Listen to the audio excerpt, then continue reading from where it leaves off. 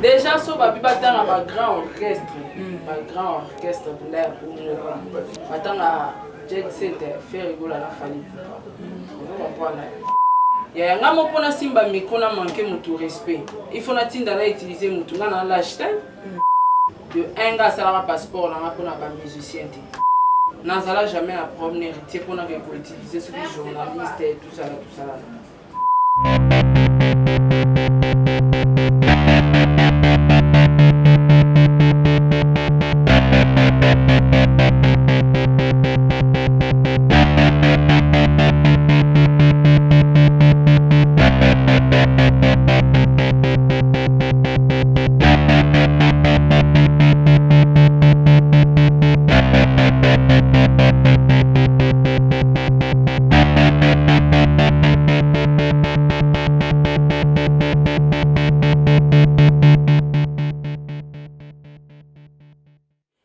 Chers amis à internet, ma vie, bonjour, bonsoir, Nabandiko Balandini, surtout vos émissions Nabino, Flor Makinisi, Asana Msala Kaponani. Merci aussi, Babi, à mon équipe technique, Babi, David Menga, par rapport à l'image, ça là, Obi Soto Zala. Merci à m'abonner, surtout à Sarato la TV, et puis merci aussi à m'abonner à Flor Makinisi TV, Tokenalon Kabon, par rapport à la famille, elle est sacrée. Merci aussi à toi, Diego Milito, pour l'assistance, Yalelo. Merci aussi à Nathalie Loco depuis Bruxelles, vous a tellement ébélé, élève du maître Bin affilé. Mon bois, je te salue aussi. Arnaud Wambi, Boza tellement ébélé la piste Mamoud Igor Wambi. Et puis CG Ivi Tiloulou. Bambo Tenalelo, je suis avec Saratola. Mon cas conscient dans ma baby, Saratola. On a bien un Nyamasso. Pourquoi Nyamasso? Partout à Zalaka, ils ont toujours un problème. Tu es baraté. Il y a Zalaka Mabé, tu m'as bien là, tu place pour Yazali. Maintenant, avant d'aller n'importe pour la coupe, ça a été la moindre a été bon. Pour tous les camarades, il y a un jour la réserve Zalaka même. N'habitez dans Moussala, Nani et ça la que Sarato a comme on la promenade à bateau. Les lots Sarato la Kazaki na Latin Wata et puis il y a qui c'est une femme qui collaboratrice et héritier Watana, mais ça n'a jamais attaché de presse. Tout le monde a qui vit dans le monde entier. Continuité émission par rapport il y a Ken Piana ça qui émission et après et comment qui est insulte et comment qui non Sarato la côté monsieur Ken Piana fingi Wata Bonaboé ti lelo Diego Milito ne plus dans l'orchestre ya Latin Wata Bakbalugi et belé Sarato la ça m'a bête tiens on lit Diego Milito bona on le caboté azamoko ya ba tout sur la peu bien maintenant on a mis la plateau à éclaircir qu'est-ce qui se passe Sarato là tito comme à niveau Bakbalugi a simi musala ya Diego Milito. Sarato là moko tu m'avais dit à dire bonjour Sarato la bonne santé. Bonjour Flor Makinisi. Makinisi ya Flor, ouais santé ça va très bien par la grâce de Dieu. Non la cas déjà c'est bon pour le matin. T'es nzoto na de ya la de ya buibandaka. Ya solo Sarato là tu es bien le plateau j'espère que monsieur écoute la chaîne et mon paysan awa. Et Sarato tout le monde a motivé à la monde entier Flor Makinisi Sarato là qu'est-ce qui se passe le dire plutôt ne plus au sein du groupe héritier Watanabe. Pour la ligne Sarato là avec ça qui dit que en fait Colombo Diego déjà ma décision vous comprenez déjà je trouve ça trop primaire que Diego a le Moussa pour la moi si vous savez déjà téléphone est dindi ouais donc c'est impossible Diego a Moussa pour la moi si donc c'est pratiquement impossible. Azazo Baté, c'est un garçon très intelligent et qui réfléchit aussi très bien. Donc je crois à ce qui tend, il y a pour réfléchir, il y a autant d'avantages, des avantages, et à se décider. Dès moi, mon père, ça s'est décidé. À soi, il y a ça des cameroun. Quand il y a une décision, le moment où ils ont dérangé à Kabouana. Ils ont une décision à Diego. Ils ont une pour Sarah. Ils ont une décision à Diego. Pourquoi? Parce que si on a un avantage, il y a place où il y a le moins. Il y a un avantage moins bien. Il y a un vocal, album limité. Il y a un voyage.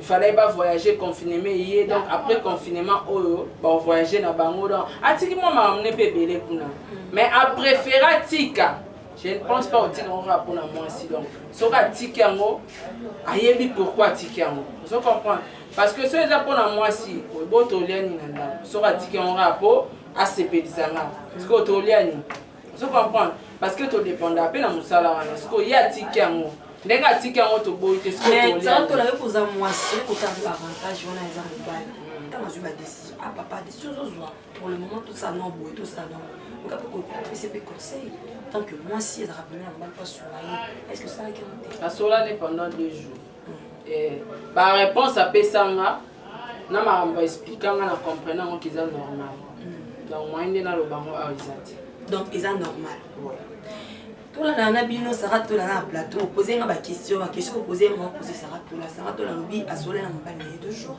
ba réponse wa pesa qui est bon yango wana na moni kiza ala raison alongwa yango wana alongwe mais Sarah tola ya de rumeurs ils ont les cas pour le rumeur que Sarah tola si elle était fâchée pour dire la journaliste na à sa émission na ken alobi la ko ya loba qui doit continuer émission c'était pour ba checker na voix de Turquie seulement il a cité que la plateau de Turquie avec la plateau on était qui na latine pourquoi ba politique ina voyage Turquie ba cha ba tous je ne sais pas sur rumeur on est exact déjà premièrement il faut na éclaircir na bato parce que moni mangwana na lingolo baloba ngo trop parce que comme il est allé passer na mota aller prison dans les futurs mamboya mais ça passé mais ils ont dérangé bato belé même ba comment ouais ça ils ont dérangé bango ba mikolo ti ba kota la ba mususu ba comprendre ba mo honnête ikolo ba ke pour la voyage na utiliser ken ya ngamo pona simba mikona manquer mutu respect il faut na tinda na utiliser mutu ngana l'acheter est-ce que pour ngana ça la mutu mission na répondre il faut na utiliser mutu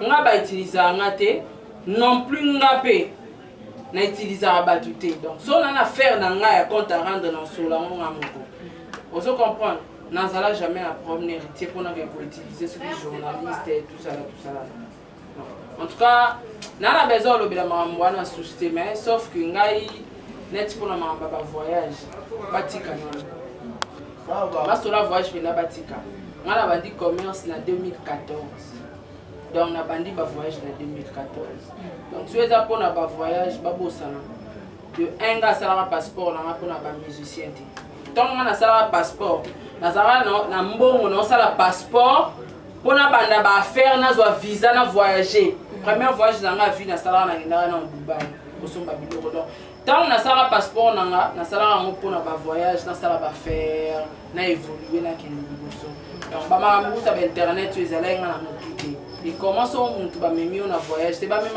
un voyage si tu mérites faut ça comprendre je travaille pas là-bas sauf que ba moni que naza ko mériter bon mais mangate si je mérite attends la sala rande na vandi na sala pas profiter so non mériter kofi atali que musala sara to la vende bien ah benga na sala pas n'était ma bien sara to la ndeni ko est-ce que moi ils allaient vraiment y avoir na biso to voyager quoi pour couvrir événement faut ça comprendre parce que atali musala nga moni que ils ont convaincre créer à mes mamans voyage dans couvrir événement vous comprendre donc so ba moni que musala nanga il convaincre ba monter c'est tout à fait normal est-ce que ngana ngo sala monter to na ngo sala mon problème té donc déjà on est à kamamba ba masola ba voyage na kutu ba nango et maman so l'équipe est-ce que vous avez temps avec koka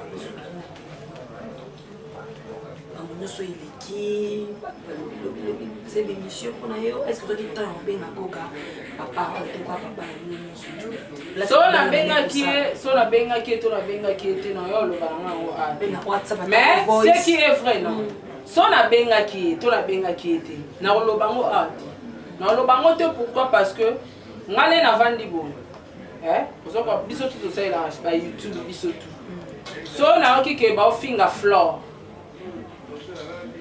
et la na chomo andini batu ba finger floor ba sala boy batu no ba finger floor amutu na yo donc na ebi ngala floor to na prompte no benga floor to no benga batu wana eza mbasu ko sala ngo fiti mais tant que ils ont continué pour ba émission ça la mata ba 20 30 ba 30 ouais je m'appelle na yo ça les bien a besoin benga mais on t'a la question te faut na gérer non na zelata la volonté moi te yango na émission ngala na peso vraie réponse so na benga qui na lobango ate so pe na benga qui était na lobango ate mais biso étant que biso batso il est fan moi na poto benga na lobi ke asara ndeni ni ba otika ba finga bino boy batala ta musala ya ndambu sala pa na bango te batala ta musala ndambu ata ya malonga te wana Diego asala na orchestre na bango te mais ba permettre ba finga bi parce que so fa natala yango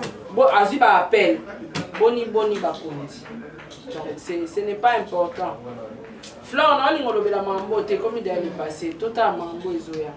Merci de ta mambo ezoya ba vie ça to la bonne série déjà du Tonzela et pas faire rigoler. C'est vraiment c'est ma vie Flore. Na ta émission roboyé, il va pour la sokende déjà, mais oui que ba se va ba kanga kwe chez faire rigoler je ne sais pas. Kato là. Pour ngana ki papa osala continuer carrière na. Est-ce qu'il a fait? Je t'en la l'émission. Ah la PC Tonzela. Papa fait pour toi Yambo. Le grand chanteur à Wingé. Le grand chanteur à Wingé. Azalaka yemo chef. Des questions à faire dans tout na Diego comment tu n'as payé pause déjà ça mon habit sous ça. Déjà so ba bi batanga ba grand orchestre. Ba grand orchestre de l'air pour nous. Batanga jet set faire rigoler la famille. Tolongoli ya génération na bango tolongoli ba vie Rambo ba vie na Sontone wana te bango te mais so ba batanga ba kita na ba génération ba Fali ya ba Ferré ya ba Bidombe ya ba Dolphin génération na bango wana et tout le monde a fait rigoler et Fali vous comprenez déjà ceux qui disent que pas faire rigoler ils ont un peu bêté ils ont un bêté. Bango nyonso baba na wingeti eza na mabete mais malheureusement Diego a quel orchestre a fait rigoler donc na minto Diego ana pas conchu ça so yo idée nous opesa azo travailler za na palais ngapna na pa mama musique te ya ebi musala et puis ba oza journaliste oui quand pas mama musique na so ça va attacher des presse à musicien comme ba le mo na zana attacher des presse à musicien mo te po bana mbongo futanga te donc na zana tola non ebisi oti ngalo na sala pa mission mo te to sala ba mission na platine na bo répondre yo rappelez-moi to sala ngo volontairement sauf na babi ke tolo baka taché de presse ya journaliste ni no attaché de presse à leader il a son contrat na ba ba signer ba futa ke chaque fin donc voilà donc il a dit que non ça l'a pas noté pour tu benga mutu travailleur ça l'a pas non fa mérite un salaire chaque fin du mois donc to se collaborer kaka so za patron mo to za leader mo bo futa ba mission no to ngo beta tango ki wa patron ba travailleur te ba so salaire te ba mission za salaire te ba mission so salaire te na kasu te su ba so aka mais na confio mi da futa ba mission na e ba so aka musicien wala sara to la tirer singa fleur to futa ma kasu ke production musicien on a tuni ya confio lo mi de veut dire ya confio lo mi de lo bi mutu mo ko to zo salaire na fin za kasu ke production et ba pesa enveloppe. Voilà. Donc c'est que tous en absolu travailler. La vie sur la bango, doit travailler parce que travailleur a son mérité salaire en fin du mois, a son mérité prime. Ce que bango tout le baba zo net ka ba prime. So ba petit concert production, ba petit bango donc ba prime ba la mort. Donc tous en absolu travailler tous ces collaborateurs kaka. Oui, merci beaucoup Patricia Moka. Mon question est à la développer chez Sarah. Toi, la partie m'a écrit hier soir. Tout là, tant on est aussi à l'émission, et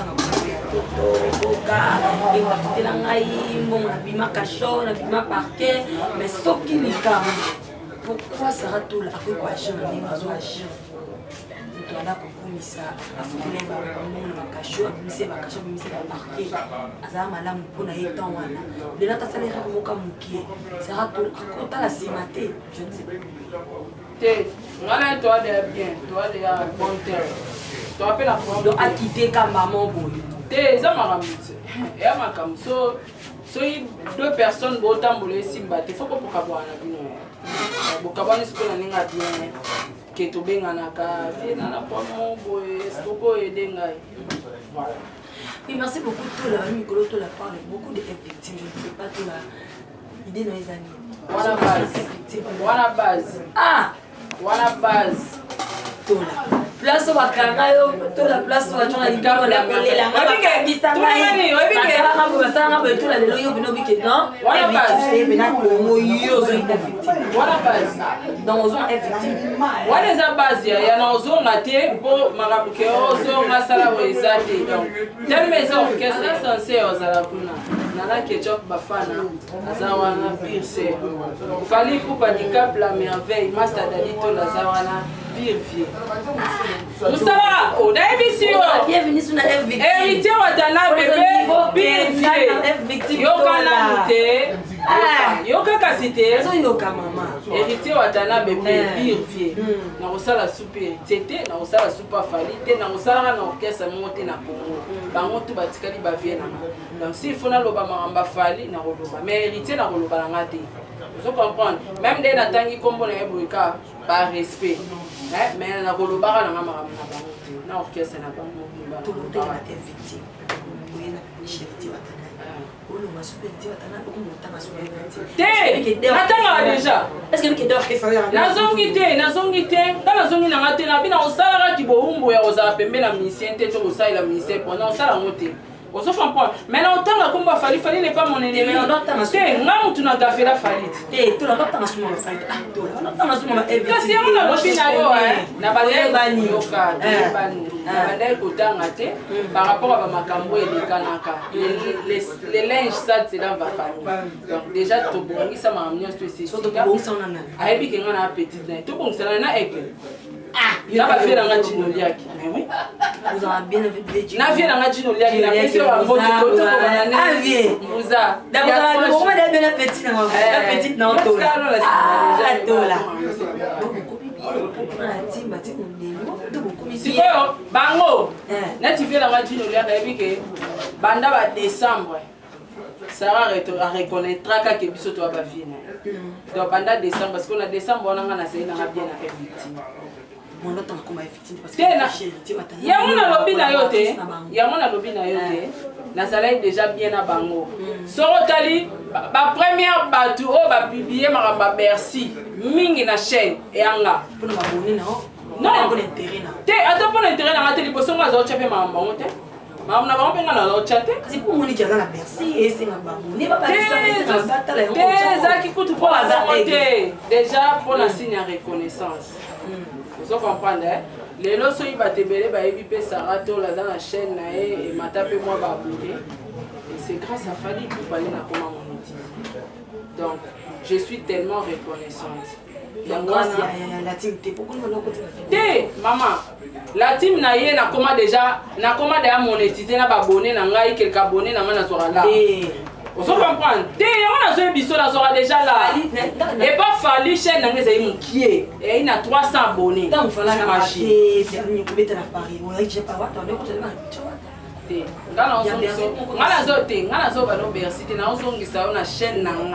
Si je suis reconnaissant avec Fali Poupa, à part qui vient, qui grand frère, chaîne nanga, ça va tout la division et comment monétiser, c'est grâce à Fali.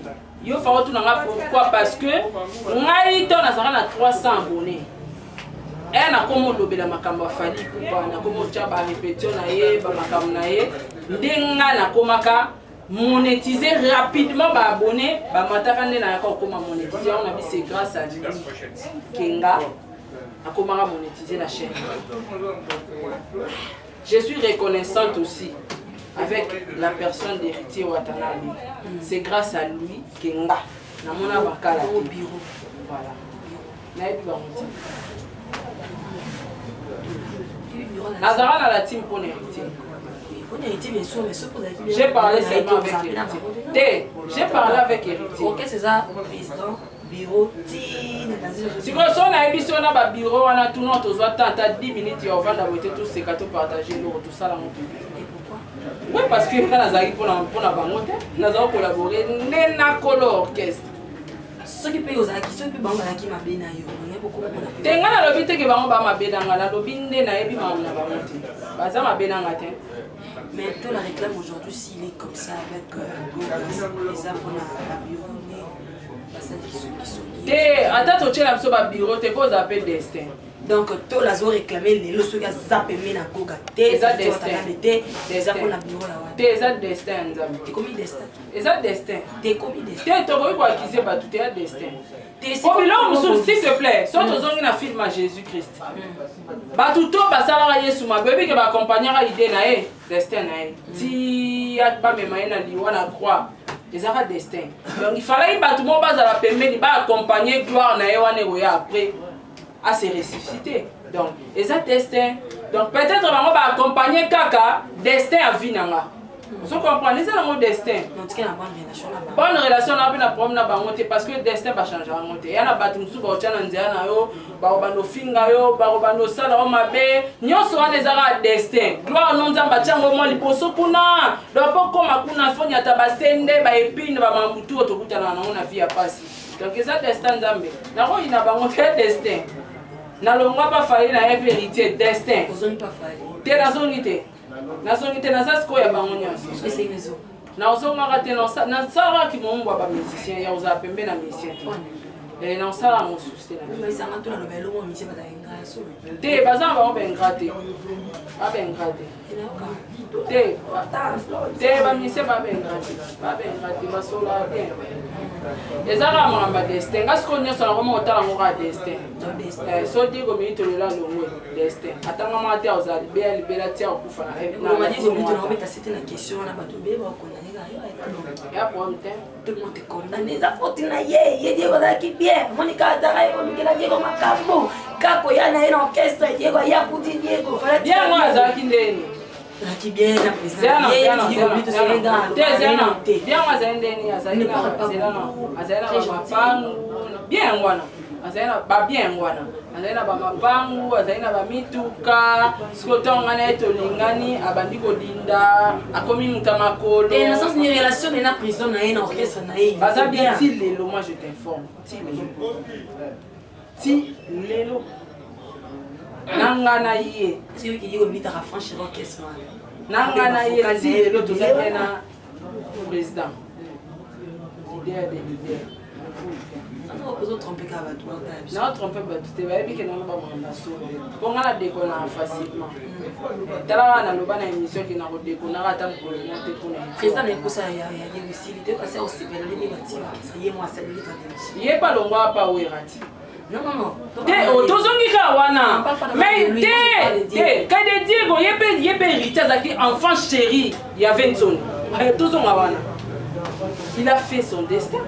C'est une bêtisité. Va dire on est là, c'est une bêtisité. C'est va dire on a accepté la bêtisité. Ba tout ne pas comprendre. Ba mon normal ba tikola tsanga Sarah. Tant héritier longara wenge.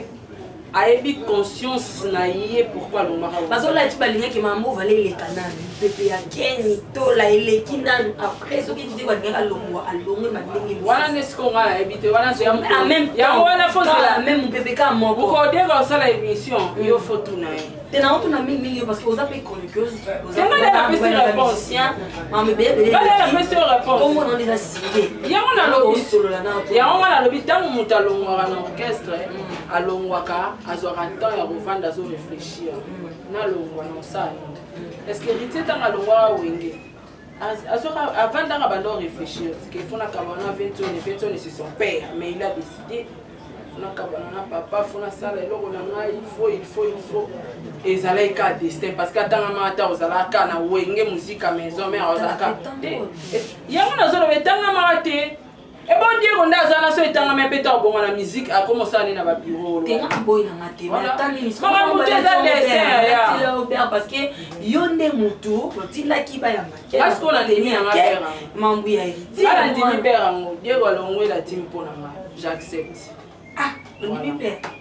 Attends, quand on question, on a tout la belle limite. Merci beaucoup. Et ça fait normal. Comment on a sous là, on s'est n'a pas David Menga, je suis dans déjà. N'a vu que on va éviter. Bat bazo les catégories que avocat naie, bat bavoko naie plutôt et puis petit qui sous disent que quand même des évidemment il fallait avoir joué Turquie et voilà bat bazo benga format ici il fallait tout la solo là ils attendaient ils vont dire comment donc on vient là la mode de star et à destin maman c'est ça la mode de plaquer non pour mindimi mais ils m'ont voulu déjà artiste tes destin nandimi parce que batu balati singa mambo que c'est impossible que ça la mater. Et maman parle par là qui tente ya longwa. Parce que parce que là il va autour na une émission. On est tout le temps à décision de la tante. Héritier tant la côté lettre na wenge. Na wenge ba répondre à écoute que ça tante o ya ko longwa ko le tika wenge. Mais biso tant on dit wa côté lettre na directement lui-même le chef d'orchestre les chefs d'orchestre, le président de l'orchestre, alobi oui, accepté, alobi n'a une bonne chance mon frère, Dieu est pour tous.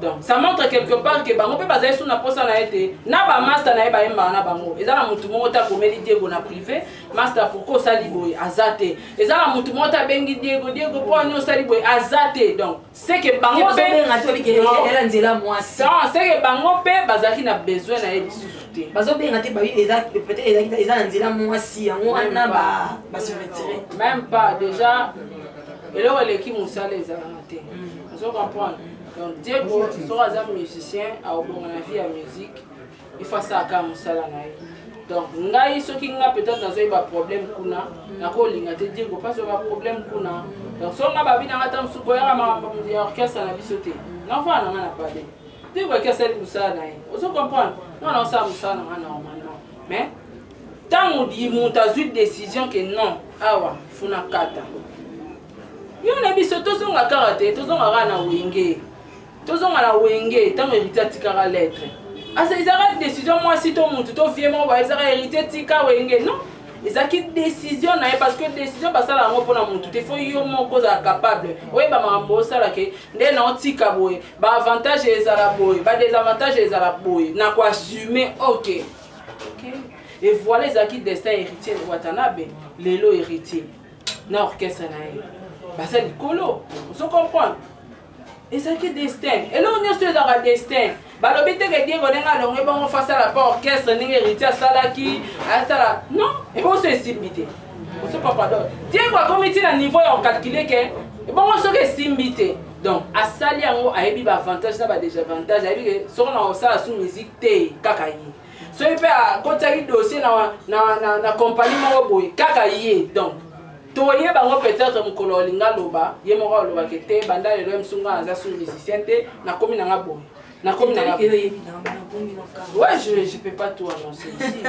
Oui, merci beaucoup. J'étais avec Sarah Dola. Nous sommes arrivés à la fin de notre émission. Merci à vous tous qui étaient branchés. Merci à Matoni. On se voit vraiment temps hein ya koyo kabiso Sarah Dola to komi na suka un petit monde fanatique na yo et puis ma dédicace qui est ali poto to blanc déjà dans le il a signalé comme na minute internet et l'église de OK yango ya l'église te napesi bambote na Jésus maye full option motema ya Rebecca Bofosa et napesi bambote na Amelia Moeba motema ya Orlando Domingos na oloba mingi to bana na bomba napesi mbote na président Charles Tamboye na moni Jenny Beta l'industriel mwasi ya Pembe et napesi mbote na héritier Kiaba motema ya Chéri oncle Oscar Leta na Mushinda na moni bongo boutique Michelina store Mushinda mama Michelina zuka napesi bambote place ozali napesi bambote na bato nyonso to bana